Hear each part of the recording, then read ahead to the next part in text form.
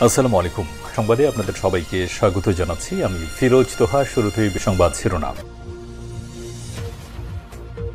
জানিয়ে দেব এই মুহূর্তে হাতে পাওয়া সর্বশেষ গুরুত্বপূর্ণ আপডেট বাংলা সংবাদ। শুরুতেই থাকছে সাবেক তথ্য প্রতিমন্ত্রী মোহাম্মদ এ আরাফাতকে গ্রেপ্তার করা হয়েছে। আজ মঙ্গলবার গুলশান এলাকা থেকে তাকে আটক করা হয়েছে বলে জানিয়েছে পুলিশের একটি সূত্র। মোহাম্মদ আলী আরাফাত দ্বাদশ জাতীয় সংসদ নির্বাচনে আওয়ামী লীগের প্রার্থী হিসেবে ঢাকা ১৭ আসনে জয়ী হন। পরে তিনি শেখ হাসিনার নতুন মন্ত্রিসভায় প্রতিমন্ত্রী হিসেবে শপথ গ্রহণ করেন। এবারে জানাবো মাইকে ঘোষণা দিয়ে দুগ্রামবাসীর সংঘর্ষ, আহত ৫ শতাধিক। হবিগঞ্জের বাহুবলে পাওনা টাকাকে কেন্দ্র করে মসজিদের মাইকে ঘোষণা দিয়ে দুগ্রামের মানুষের মাঝে সংঘর্ষের ঘটনা ঘটেছে। ১০ ঘণ্টাব্যাপী সংঘর্ষে মিরপুর বাজার রণক্ষেত্রে পরিণত হয়। এতে ধাওয়া পাল্টা ধাওয়ায় সাংবাদিকসহ কমপক্ষে ৫ শতাধিক এলাকাবাসী আহত হয়েছেন। এ সময় বশির প্লাজার সামনে থাকা একটি মোটরসাইকেলও পুড়িয়ে দেন সংঘর্ষকারীরা।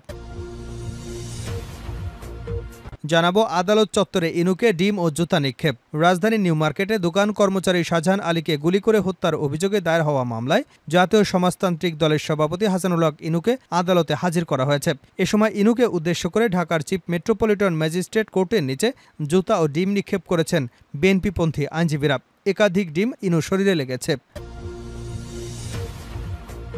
জানিয়ে দেব স্বৈরাচারের দোসররা প্রতিবিপ্লবের ষড়যন্ত্র করছে। বিএনপির সিনিয়র যুগ্ম মহাসচিব রুহুল কবির রিজভী বলেছেন, স্বৈরাচারের পতন হলেও স্বৈরাচারের পোকামাকড় বিভিন্ন প্রতিষ্ঠানে নানা ধরনের বিশৃঙ্খলা চেষ্টা করছে। নতুনভাবে আত্মপ্রকাশ এবং প্রতিবিপ্লব তৈরির চেষ্টা করছে ঘাপটি মেরে থাকা স্বৈরশাসকের দোসররা। তাদের বিষয়ে সবাইকে সতর্ক থাকতে হবে। এদিকে সাবেক ডিবি প্রধান হারুনের দেশত্যাগে নিষেধাজ্ঞা। ঢাকা মহানগর গোয়েন্দা পুলিশের সাবেক প্রধান মোহাম্মদ হারুনা রশিদ এবং তার স্ত্রী শিরিন আক্তারের বিদেশ গমনে নিষেধাজ্ঞা আরোপ করেছেন আদালত। মঙ্গলবার ঢাকা মহানগর সিনিয়র স্পেশাল জজ মোহাম্মদ আশামসুজ জগলুল হোসেনের আদালত দুদকের এক আবেদনের পরিপ্রেক্ষিতে আদেশ দেন। এবং সর্বশেষ জানাবো আন্তর্জাতিক সংবাদ। আল-আকসা প্রাঙ্গণে ইহুদি উপাসনালয় নির্মাণ করবে ইসরায়েলি মন্ত্রী। ইসরায়েলের ডানপন্থী জাতীয় নিরাপত্তা মন্ত্রী ইতামার বেন-গাভিরের মন্তব্য নিয়ে তোলপাড় শুরু হয়েছে। তিনি বলেছেন, পশ্চিম জেরুজালেমে পবিত্র আল-আকসা মসজিদ প্রাঙ্গণে সুযোগ পেলেই ইহুদি উপাসনালয় নির্মাণ করবেন তিনি। তার এমন বক্তব্যের পর মুসলিম দেশগুলো করা সমালোচনা করেছে। মঙ্গলবার কাতার ভিত্তিক সংবাদ মাধ্যম আল জাজিরার অনলাইন প্রতিবেদনে এ তথ্য জানানো হয়েছে। এতক্ষণ শিরোনাম শুনছিলেন, এবার বিস্তারিত। প্রিয় দর্শক, আপনি যদি এই চ্যানেলে নতুন হয়ে থাকেন, ভিডিওটি দেখতে দেখতে চ্যানেলটি সাবস্ক্রাইব করে আমাদের সঙ্গে থাকুন। আর এই ভিডিও সম্পর্কে আপনি আপনার মূল্যবান মতামতটি কমেন্ট বক্সে জানিয়ে দিন। আর হ্যাঁ প্রিয় দর্শক, জানিয়ে দিন ভিডিওটি কোথা থেকে দেখছেন। সাবেক তথ্য প্রতিমন্ত্রী আরাফাত আটক। সাবেক তথ্য প্রতিমন্ত্রী মোহাম্মদ এ আরাফাতকে আটক করা হয়েছে। আজ মঙ্গলবার তাকে গুলশান এলাকা থেকে আটক করা হয়েছে। পুলিশের একটি সূত্র গণমাধ্যমকে এ তথ্য জানিয়েছে। মোহাম্মদ আলী আরাফাত দ্বাদশ জাতীয় সংসদ নির্বাচনে আওয়ামী লীগের প্রার্থী হিসেবে ঢাকা ১৭ আসন থেকে জয়ী হন। পরে তিনি শেখ হাসিনার নতুন মন্ত্রিসভায় প্রতিমন্ত্রী হিসেবে শপথ গ্রহণ করেন। গত ৫ আগস্ট শেখ হাসিনা দেশ ছাড়বার পর সাবেক এই প্রতিমন্ত্রীকে জনসমক্ষে আর দেখা যায়নি। তিনি কোথায় আছেন সেই সম্পর্কেও কোনো তথ্য পাওয়া যায়নি। আরাফাত ঢাকার ফরাসি দূতাবাসে লুকিয়ে রয়েছেন। গত ১৪ আগস্ট এমন তথ্য সামাজিক যোগাযোগ মাধ্যমে ছড়িয়ে পড়ে। পরে এ বিষয়ে ফ্রান্স দূতাবাস জানায়, সাবেক তথ্য প্রতিমন্ত্রী মোহাম্মদ এ আরাফাত ফরাসি দূতাবাসে লুকিয়ে আছেন। এটি সম্পূর্ণ মিথ্যা তথ্য। আরাফাত দীর্ঘদিন ধরে আওয়ামী লীগের একজন থিঙ্ক ট্যাঙ্ক হিসেবে কাজ করেছেন। ২০২২ সালের ডিসেম্বরে আওয়ামী লীগের কেন্দ্রীয় কার্যনির্বাহী কমিটির সদস্য হন তিনি। উল্লেখ্য, গত ১২ আগস্ট মোহাম্মদ আলী আরাফাত তার স্ত্রী এবং তাদের মালিকানাধীন ব্যবসা প্রতিষ্ঠানের ব্যাংক হিসাবে লেনদেন স্থগিত করার আদেশ দেয় বাংলাদেশ ব্যাংকের আর্থিক গোয়েন্দা বিভাগ। সব ব্যাংক এবং আর্থিক প্রতিষ্ঠানের কাছে এ নির্দেশনা পাঠানো হয়েছে। মাইকে ঘোষণা দিয়ে দুই গ্রামবাসীর সংঘর্ষ, আহত ৫ শতাধিক। হবিগঞ্জের বাহুবলে পাওনা টাকাকে কেন্দ্র করে মসজিদের মাইকে ঘোষণা দিয়ে দুগ্রামের মানুষের মধ্যে সংঘর্ষের ঘটনা ঘটেছে। ১০ ঘণ্টাব্যাপী সংঘর্ষে মিরপুর বাজার রণক্ষেত্রে পরিণত হয়। এতে ধাওয়া পাল্টা ধাওয়ায় সাংবাদিকসহ কমপক্ষে ৫ শতাধিক এলাকাবাসী আহত হয়েছেন। এ সময় বশির প্লাজার সামনে থাকা একটি মোটরসাইকেলও পুড়িয়ে দেয় সংঘর্ষকারীরা।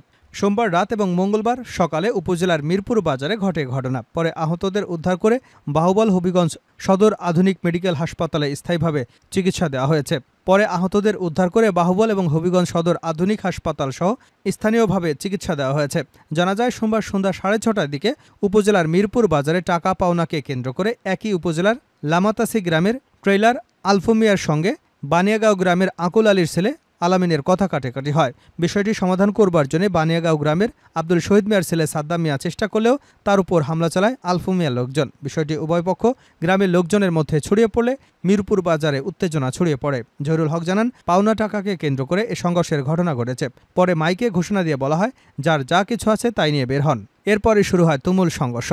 সেই সংঘর্ষে শেষ খবর পাওয়া পর্যন্ত ৫ শতাধিক ব্যক্তি আহত হয়েছেন। সংঘর্ষের খবর পেয়ে চুনারঘাট উপজেলা পরিষদের সদ্য বিদায়ী উপজেলা চেয়ারম্যান লিয়াকত হাসান, হবিগঞ্জ জেলা বিএনপি, জামাত, স্থানীয় নেতারা লাল প্লাগ উড়ে সংঘর্ষকারীদের নিয়ন্ত্রণে আসেন। সংঘর্ষ শেষ হলে বিকাল ৪টার দিকে সেনাবাহিনী, পুলিশ ঘটনাস্থলে পৌঁছে যান চলাচল স্বাভাবিক করেন।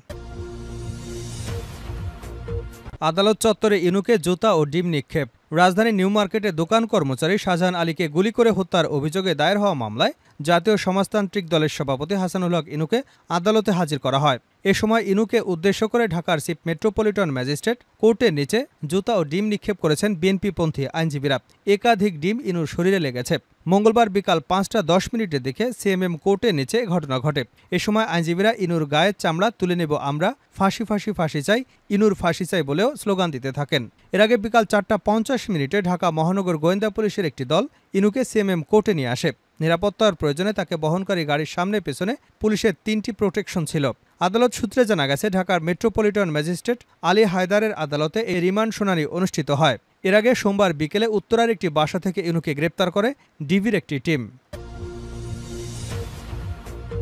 স্বৈরাচারের দোসররা প্রতি বিপ্লবের ষড়যন্ত্র করছে রিজভি। বিএনপির সিনিয়র যুগ্ম মহাসচিব রুহুল কবির রিজভি বলেছেন, স্বৈরাচারের পতন হলেও স্বৈরাচারের পোকামাকড় বিভিন্ন প্রতিষ্ঠানে নানা ধরনের বিশৃঙ্খলা সৃষ্টির চেষ্টা করছে। নতুনভাবে আত্মপ্রকাশ এবং প্রতিবিপ্লব তৈরির চেষ্টা করে যাচ্ছে ঘাপটি মেরে থাকা স্বৈরশাসকের দোসররা। তাদের বিষয়ে সবাইকে সতর্ক থাকতে হবে। জাতীয় কবি কাজী নজরুল ইসলামের মৃত্যুবার্ষিকী উপলক্ষে মঙ্গলবার সকালে ঢাকা বিশ্ববিদ্যালয় সংলগ্ন জাতীয় কবির মাজারে শ্রদ্ধা নিবেদন শেষে তিনি এসব কথা বলেন। রিজভি বলেন, কাজী নজরুল ইসলামের ৪৮তম মৃত্যুবার্ষিকী আজ। দিবসটি নানাভাবে তাৎপর্যপূর্ণ। যারা বাংলা ভাষাভাষী মানুষ রয়েছেন তারা এই দিনটিকে গভীর শ্রদ্ধার সঙ্গে স্মরণ করে। আমরা যার সাহিত্য কর্মের মধ্যে পেয়েছি কিভাবে অন্যায়ের বিরুদ্ধে বঞ্চনা থেকে মুক্তি লাভ করা যায়, তার কবিতা, গানে, সাহিত্যকর্মে তা ফুটে উঠেছে। তিনি অনন্য বাংলা ভাষার প্রধান কবি। এদিকে তিনি যেমন অন্যায়ের বিরুদ্ধে বিদ্রোহের কথা বলেছেন, অপরদিকে তিনি ছিলেন প্রেমের কবি। এরকম এক অসাধারণ বৈচিত্র্যের সম্মেলন আমাদের জাতীয় কবি কাজী নজরুল ইসলাম। তিনি বলেন, আপনারা জানেন গত ৫ই আগস্ট ছাত্র জনতার আন্দোলনে আমাদের কোমলমতি ছাত্রছাত্রীরা সম্মিলিতভাবে এক ভয়ঙ্কর স্বৈরশাসকের পতন ঘটিয়েছে। সেই আন্দোলনের উত্তাল ঢেউয়ের মধ্য দিয়ে আপনারা শুনেছেন কারার ওই লৌহ কপাট। সেই আন্দোলনের মধ্যেই শুনেছেন আমরা ঝর্ণার মতো চঞ্চল। আমরা সেই আন্দোলনের প্রতিটি ক্ষেত্রে গণতন্ত্রের মুক্তি লড়াইয়ে কোমলমতি ছাত্রছাত্রীরা এক অভূতপূর্ব শক্তি পেয়েছিলেন নজরুলের গান শুনে, নজরুলের গান গেয়ে। রিজভি বলেন, আজও আমাদের প্রেরণা দেয় অত্যাচারের বিরুদ্ধে কিভাবে লড়াই করতে হবে। আমরা তাই যখন কারাগারে যাই তখন নজরুলের গান গাই, আমরা যখন মিছিল করি তখন নজরুলের গান গাই, আমরা যখন স্লোগান দেই তখনও নজরুলই আমাদের প্রেরণা। আমাদের যখন বন্দী করা হয় তখন নজরুলের গান, কবিতা আমাদের উদ্বেলিত করে। শেষ করছে আন্তর্জাতিক সংবাদ দিয়ে। আল-আকসা প্রাঙ্গণে ইহুদি উপাসনালয় নির্মাণ করব, ইসরায়েলি মন্ত্রীর ঘোষণা। ইসরায়েলের ডানপন্থী জাতীয় নিরাপত্তা মন্ত্রী ইতামার বেন-গাভিরের মন্তব্য নিয়ে তোলপাড় শুরু হয়ে গেছে। তিনি বলেছেন, পশ্চিম জেরুজালেমে আল-আকসা মসজিদ প্রাঙ্গণে সুযোগ পেলে ইহুদি উপাসনালয় নির্মাণ করবেন। তার এমন বক্তব্যের পর মুসলিম দেশগুলো কড়া সমালোচনা করেছে।